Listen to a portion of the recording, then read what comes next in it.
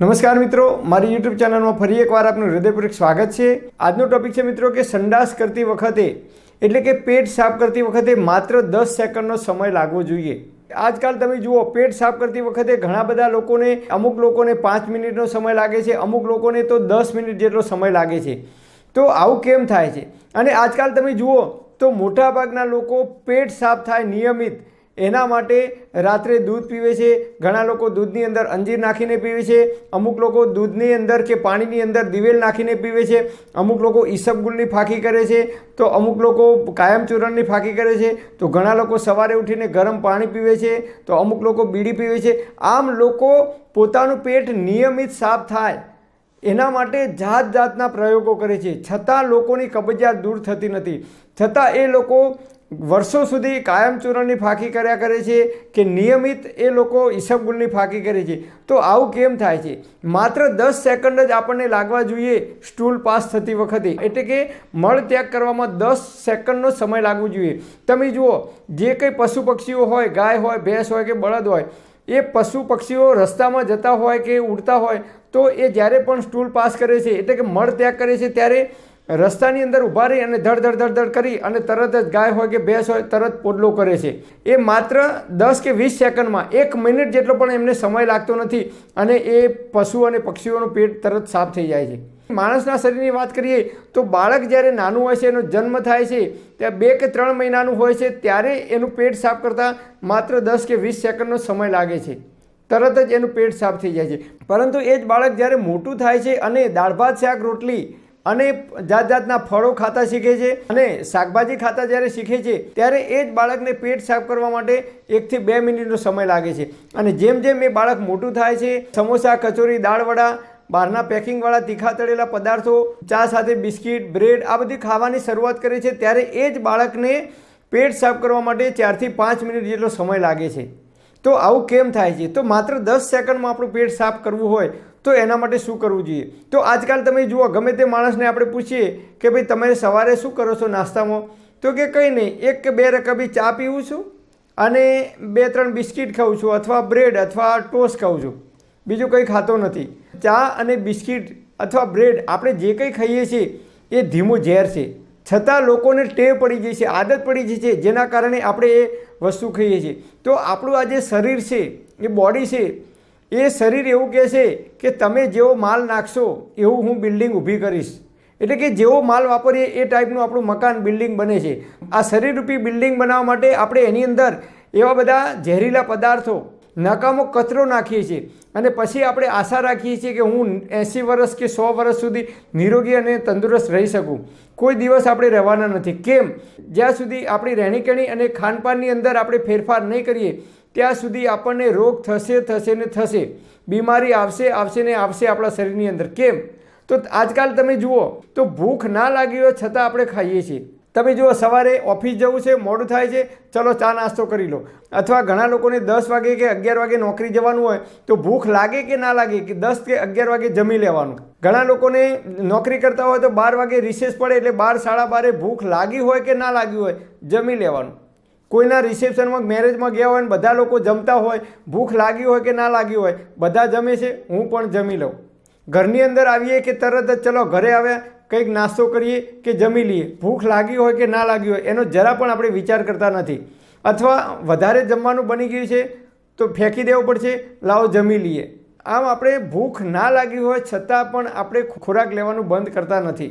તો આપણું બોડી, આપણું શરીર એવું કહેવા માગે છે કે ભાઈ, જ્યારે હું માગું ત્યારે તમે મને જો ભોજન આપશો તો જ હું એનું પાચન કરીશ, અને જો હું નહીં માગું અને તમે જો ભોજન અંદર નાખશો તો એનું હું પાચન નહીં કરું। અને બરાબર કકડીને ભૂખ લાગી હોય અને આપણું બોડી, આપણું શરીર કહેતું હોય કે હવે મારે એનર્જીની જરૂર છે, મને બરાબર ભૂખ લાગી છે, તો તમે ગમે તેવો ખોરાક અંદર નાખશો તો પણ એનું પાચન યોગ્ય રીતે અને સમયસર પાચન થશે।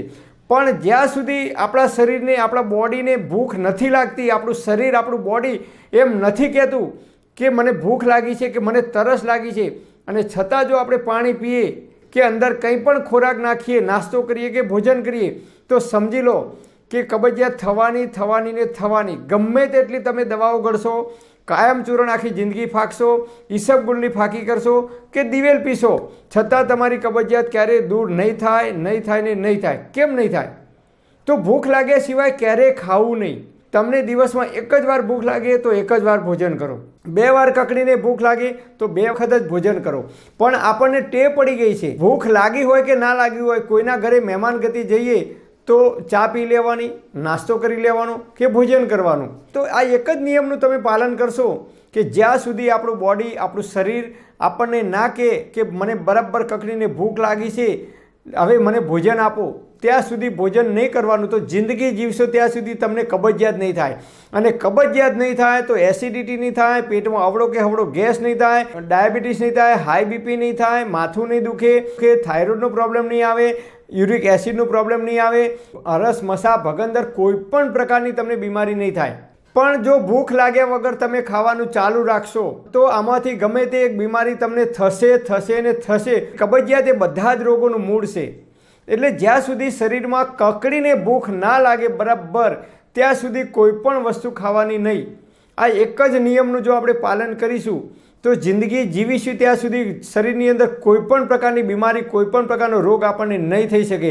અને જ્યાં સુધી આપણે જીવીશું ત્યાં સુધી આપણે તંદુરસ્ત અને નિરોગી રહી શકીશું. એક વાત યાદ રાખો મિત્રો, કે આયુષ્ય આપણા હાથમાં નથી, પરંતુ તંદુરસ્તી તો આપણા હાથમાં જ છે. એટલે આપણે આપણા શરીરની અંદર કચરો નાખીશું તો આપણું બોડી એ પ્રમાણે જ બનશે. આપણે સવારે ઉઠીને શું ખાઈએ છીએ? તો કે ચા પીએ, સફેદ ખાંડ એટલે ધીમું ઝેર કહેવાય. નંબર 2, ઘણા લોકો બિસ્કિટ ખાય છે, ટોસ્ટ ખાય છે કે બ્રેડ ખાય છે. ડાલડા ઘી, સફેદ ખાંડ અને મેદામાંથી બનેલી આઇટમો ખાઈએ છીએ, જેના કારણે આપણે એ ધીમું ઝેર ખાઈ રહ્યા છીએ. પછી આપણે એવો વિચાર કરીએ નિરોગી રહું, તંદુરસ્ત રહું, કોઈ દિવસ ના રહી શકીએ. કારણ કે આપણે આખો દિવસ દરમિયાન તમે વિચારો તો સવારથી સાંજ સુધી જે કંઈ આઇટમો આપણે પેટમાં નાખીએ છીએ એ માત્ર ને માત્ર નકામો કચરો જ નાખીએ છીએ. તેલ તો રિફાઇન અને ડબલ રિફાઇન આપણે ખાઈએ છીએ. મીઠું તો રિફાઇન કરેલું મીઠું ખાઈએ છીએ, કેમિકલ નાખેલું. ગોળ તો કેમિકલ નાખેલો ગોળ ખાઈએ છીએ. દાળ તો ફોતરા વગરની આપણે ખાઈએ છીએ. ચોખા તો પોલિશ કરેલા સફેદ ચોખા આપણે ખાઈએ છીએ. આમ આપણે દિવસ દરમિયાન જે કંઈ ખોરાક લઈએ છીએ શરીરની અંદર એ આયુર્વેદની દ્રષ્ટિએ કચરો ખાઈએ છીએ એમ કહી શકાય. અને આપણે દિવસ દરમિયાન જો કચરો ખાઈએ તો 10 કે 15 કે 20 વર્ષ પછી આપણને ડાયાબિટીસ થશે, કોલેસ્ટ્રોલનો પ્રોબ્લેમ થશે, નળીઓ બ્લોક થશે, હાર્ટ એટેક આવશે, હાઈ બીપી થશે, થાઇરોઇડનો પ્રોબ્લેમ આવશે, પેટમાં ગેસ થશે, એસિડિટી થશે, ગમે તે એક બીમારી આવશે ને આવશે. એટલે એક વાત યાદ રાખો, આ 5 વસ્તુથી બચવાનું છે. નંબર 1, સફેદ ખાંડ જીવન જીવીએ ત્યાં સુધી ખાવી નહીં. નંબર 2, સફેદ મીઠું રિફાઇન કરેલું ક્યારેય ખાવું નહીં, એની જગ્યાએ સિંધવ મીઠું ખાવું. નંબર 3, રિફાઇન અને ડબલ રિફાઇન કરેલું તેલ ક્યારેય ખાવું નહીં, લાકડાની ગાણીની અંદરથી કાઢેલું શુદ્ધ તેલ જ ખાવું. નંબર 4, મેદો અને મેદાની કોઈ પણ આઇટમ જીવનભર ક્યારેય ખાવી નહીં. નંબર 5, ડેરી પ્રોડક્ટ્સ એટલે કે આજકાલ તમે જુઓ તો ડુપ્લિકેટ દૂધ એટલે કે પાવડરની અંદરથી દૂધ બનાવવામાં આવે છે. તો એ પેકિંગવાળું દૂધ પણ જિંદગીભર ક્યારેય ખાવું ના જોઈએ. અને માવો પણ ડુપ્લિકેટ બનાવવામાં આવે છે. તો ડેરી પ્રોડક્ટ ક્યારેય જિંદગીભર ખાવી જોઈએ નહીં. આપણે જો આપણા શરીરની અંદર સારો માલ વાપરશું તો એ 100 વર્ષ સુધી આપણું આ જે બિલ્ડિંગ છે એ ટકી રહેશે. બાકી આ કચરો ખાવાનું જો આપણે ચાલુ રાખીશું કાયમ માટે તો 15 કે 20 વર્ષ પછી એટલે કે લોબા ગાળે ઘણા લોકોની કમેન્ટ આવે છે, ઘણા લોકોને હું ફોન કરું છું તો તરત જ એક જ પ્રશ્ન આવે છે, સાહેબ અમારે આ વસ્તુ ખાવી છે પણ મને તો ડાયાબિટીસ છે, હાઈ બીપી છે, કોલેસ્ટ્રોલનો પ્રોબ્લેમ છે, નળીઓ બ્લોક છે, એકવાર હાર્ટ એટેક આવી ગઈ છે. તો આ બધી જ બીમારીઓ આપણને માત્ર ને માત્ર આપણે જે ખોરાક ખાઈએ છીએ ખોરાકમાંથી જ આવે છે. એટલે આપણી જીવનશૈલી જ્યાં સુધી આપણે ખોરાકમાં પરિવર્તન નહીં કરીએ ત્યાં સુધી યાદ રાખો કે આપણને બીમારી આવશે ને આવશે. તો આજ પછી શક્ય હોય તો આ 5 વસ્તુનું સેવન બિલકુલ બંધ કરી દો.